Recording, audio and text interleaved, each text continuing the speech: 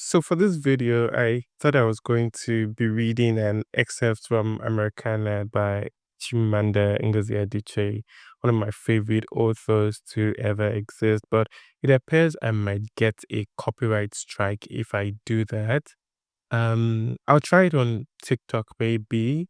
But then, yeah, I think it's really important, and why it is really important for me to fixate on a part of the book I read this morning was how it ties into a lot of things I've been thinking about in the past couple of days, and then with men's International Men's Day coming up in a few weeks, and also just everything happening with how men's mental health is often taken most of the times. I thought it was important to just speak to some of the struggles that come with being someone who was born XY, and how it's really important that people are raising gentlemen, people are raising men who understand that it is really, really important to love themselves, and it's okay to be soft, right? It's okay to feel and to express your feeling.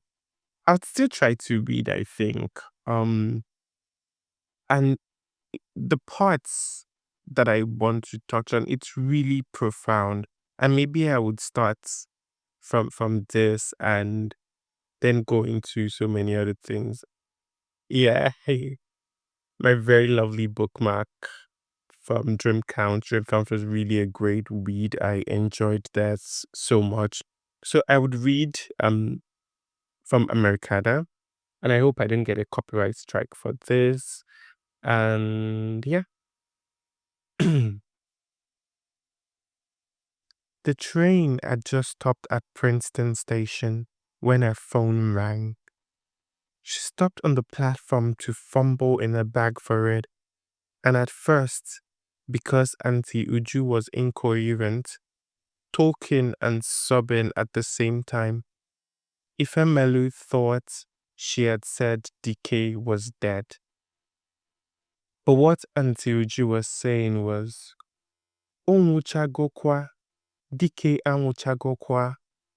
Dike had nearly died.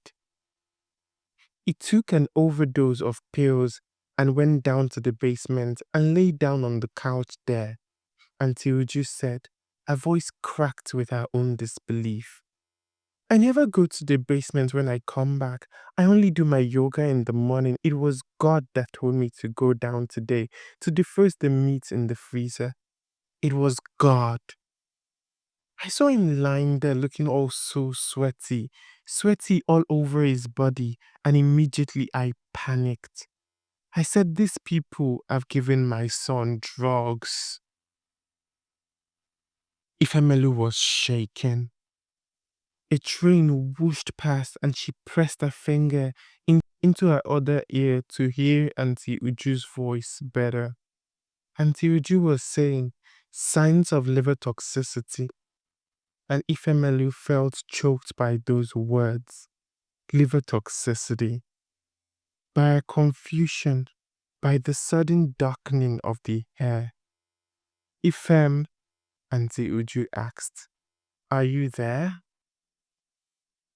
Yes. The word had traveled up a long tunnel.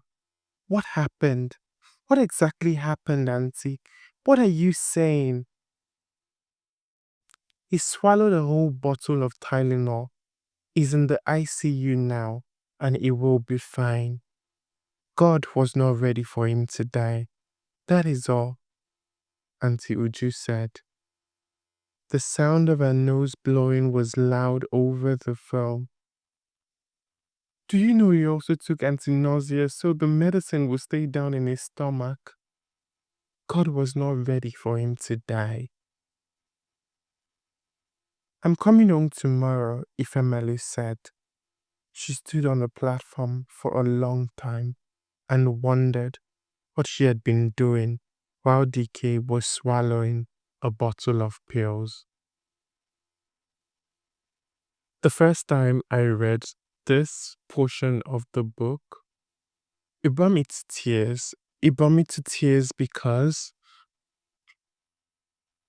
there's this real sense of the early teenage years for a lot of boys and men and people who grow up into becoming men, where you can't fully express yourself. And if you've lived through that, you realize that it often lies in the freedom to be and the freedom to express and the freedom to understand who you are.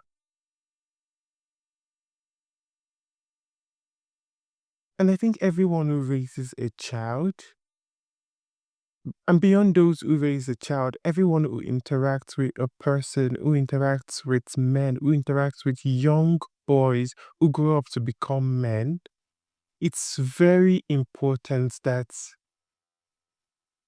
you hold space for them, so much so that they can hold on to hope than to the fear of not being accepted, of being judged, of not being understood. And a lot of times we tend to expect that it can be a man. It should be strong. It should not have doubts. But he is human, most importantly. And that should come first when you think about how to interact with people, regardless of gender, yeah, right? But more so, especially when there's a lot of weight being put on certain layer and levels of society. A lot of times it falls on boys, it falls on young men, and we need to do better there. In terms of when you look at numbers of successful suicide, you find out that close to 70% of that lies on the side of men. Though women do still very often live with depression and have a lot of times when they also typically would have depressive episodes, it's very often lies on the side of the gender that has a lot more weights to carry. And when they carry those weights, they are not allowed to be, to feel, and to just express. Let boys express, let men express. Yeah, I didn't expect this video to go like this, right? But yeah, I just thought it was good to do a quick sit down, chit chat through this. Um and then speaking about what Dike in the book did experience, it was a lot around Antiochus' dismissiveness of some of his experiences. And that's why it really is important that when you're thinking about how people experience the world, you're not projecting because your expectation is that, oh, they can be fine. In the case of Antiochus, and which is something, if I may look called out at some point, even if it was not black in the context of being American, there was the disconnect between understanding what his identity was. So it's really important that when we are engaging with young men, when we're engaging with boys, when we're engaging with people generally, we understand and hold space for the fact that there's a need for someone to grow through the trajectory of really learning who they are and fully expressing who they are.